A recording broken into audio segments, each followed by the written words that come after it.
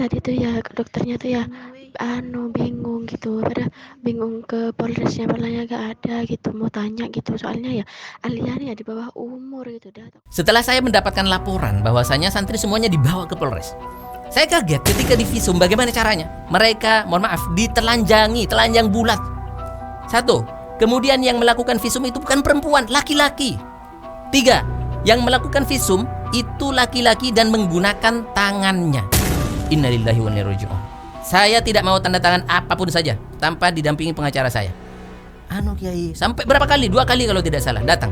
Saya paham, ini adalah siasat. Ini adalah kecerobohan yang sudah dilakukan oleh mereka.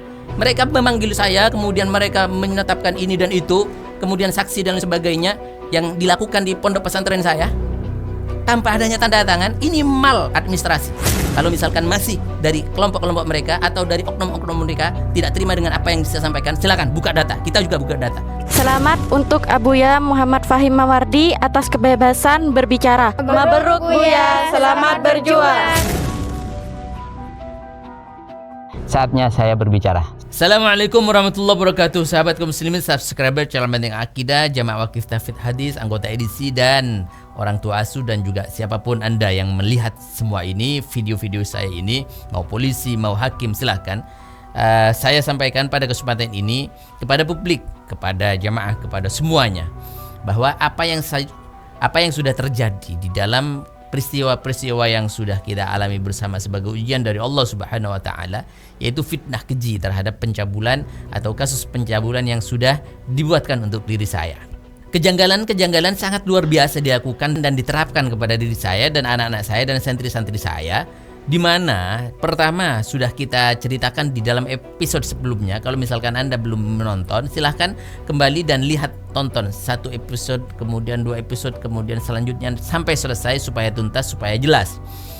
Yaitu pemanggilan terhadap anak-anak saya, santri, yang awalnya katanya mau hanya diajak ke polsek terdekat, ternyata dibawa langsung ke Polres Jember, seolah-olah dibawa kabur ke sana. Nah, ini sudah menjadi satu catatan bahwa ini cedera di dalam tugas-tugas dan sikap dan juga langkah-langkah kepolisian, yaitu telah melanggar KUHP Undang-Undang Nomor 8 Tahun 1981. Bagaimana caranya pemanggilan saksi? Harus dengan surat resmi, dipanggil dulu, tujuannya apa, baru dipanggil satu-satu. Bukan tiba-tiba langsung digelondong, langsung tiba-tiba diajak, kemudian lalu dengan cara apapun saja yang tidak dibenarkan oleh KUHP undang-undang yang sudah ditetapkan tersebut. Maka baik, ini tidak berhenti di situ saja. Jadi ada salah satu santri yang berdomisili di Bangsal Sari, perempuan, yaitu seorang Neng atau Syarifah. Beliau itu di dalam rumahnya sudah tidak mau dijemput untuk diajak ke Polres. Nah, satu hal, catatan penting, sekali lagi sama yang diterapkan dengan di sini.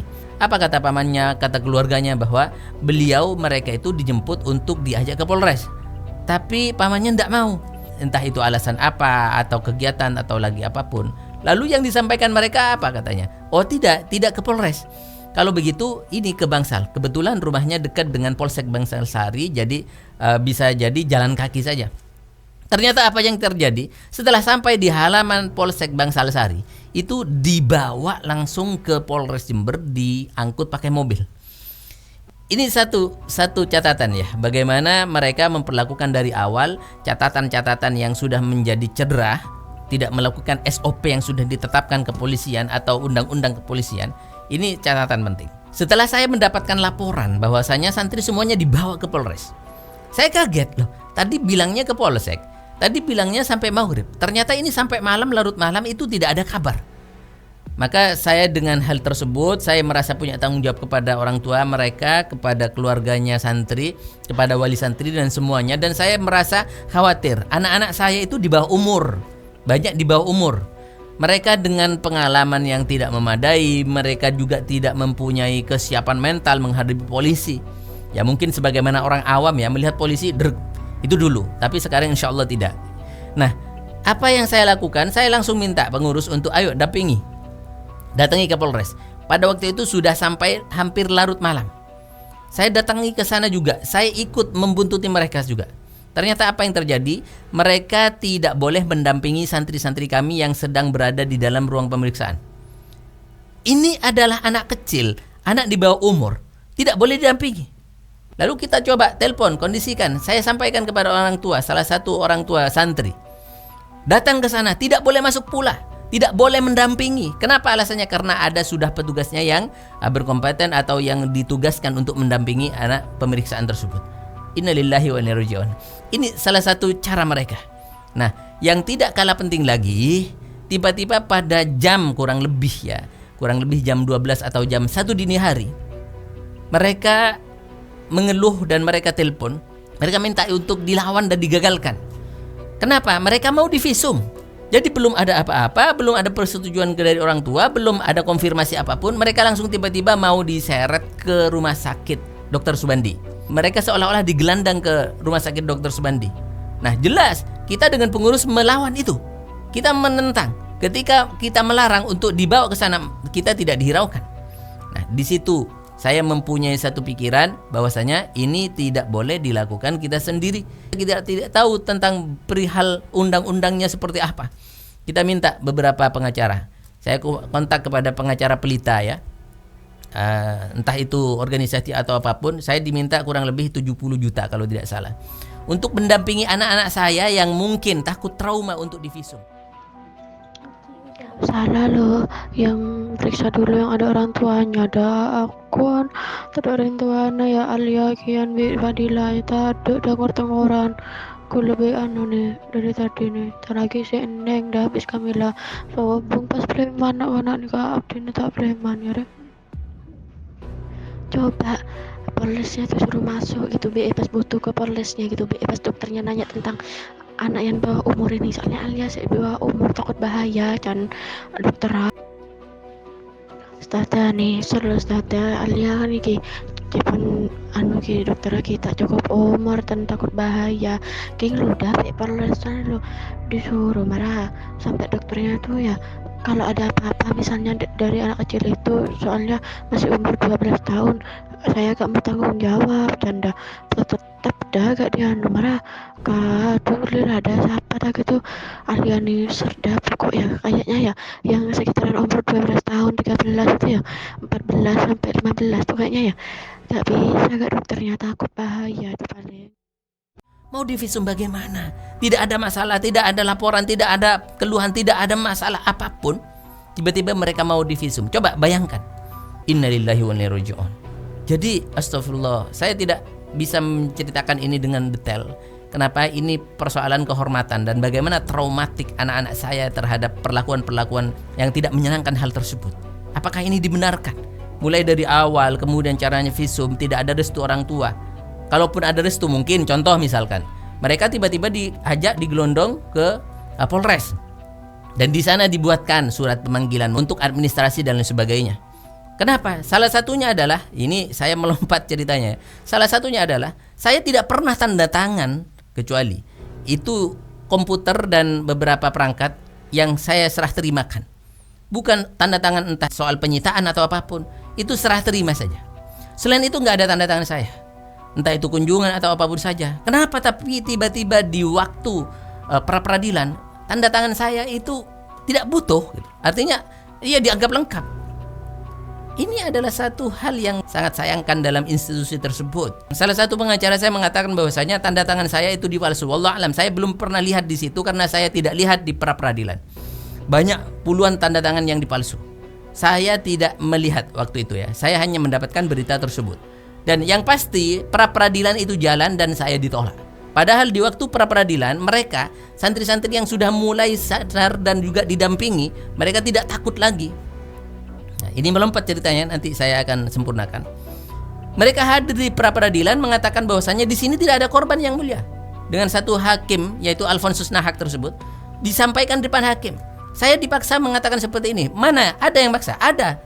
Ditunjuk orangnya. Jadi di situ sudah jelas dan nyata, tapi pra-peradilan tetap jalan dan juga kami ditolak malah. Sudah nggak ada korban, sudah semuanya ngaku di depan tidak ada korban. Kami bukan korban. Lalu bagaimana di BAP? Saya terpaksa dan merasa dipaksa. Siapa yang meraksa? Banyak, misalkan salah satunya sampai ada yang ditarik-tarik kerudungnya dan lain sebagainya. Mereka ketakutan, ada diancam dengan 8 tahun penjara kalau misalkan kamu tidak begini-begini. Ini saya akan bacakan nanti, akan saya bacakan secara detail. Ini satu catatan, ini harus kita sampaikan. Maka dari itu saya hanya akan mempertanyakan, apakah iya SOP yang sudah dilakukan itu benar?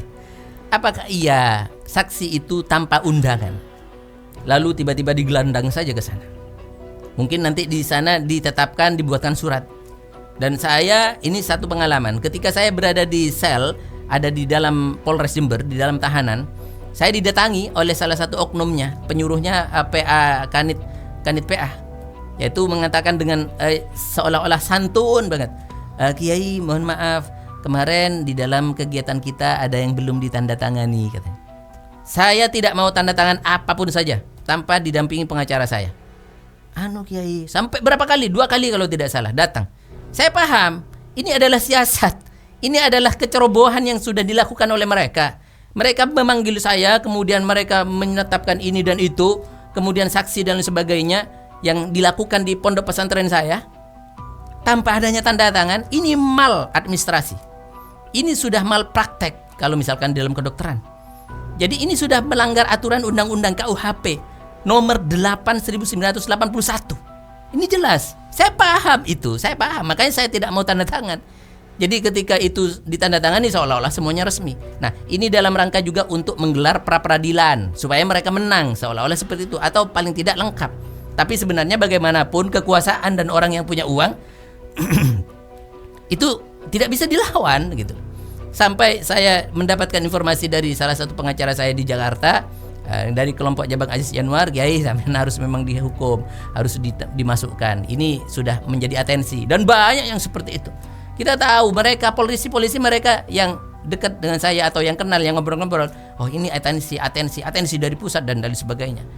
Maka saya sampaikan sekali lagi, ayo kita berhati-hati semuanya dengan apa pun yang kita lakukan. Karena apa? Karena ketika Anda berhadapan dengan penguasa, Anda berhadapan dengan yang punya duit atau pemesan atau oligarki atau apapun, apalagi saya mendengar ya selentingan dari teman-teman di luaran, aktivis-aktivis dan juga hacker yang bekerja untuk saya, itu sudah ada dana 5 miliar.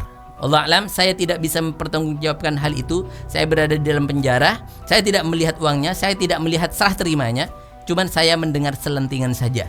Dan ini jelas disampaikan oleh beberapa orang yang ahli di bidang itu. Dan artinya misalkan seperti Babeh, kemudian disampaikan oleh pengacara, tim-timnya maksud saya, disampaikan seperti itu. Saya tidak akan mengatakan itu semuanya dan saya tidak mau membahas itu semuanya.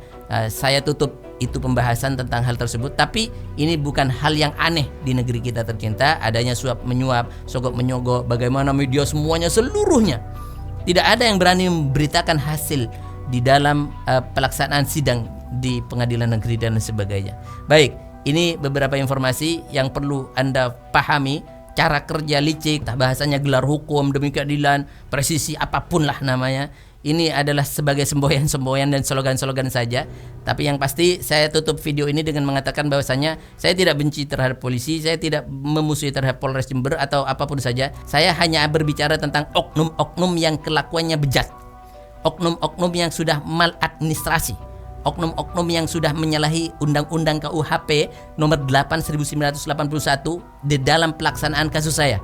Itu saja. Kalau misalkan masih dari kelompok-kelompok mereka atau dari oknum-oknum mereka tidak terima dengan apa yang saya sampaikan, silakan buka data. Kita juga buka data. Semuanya kita jelas.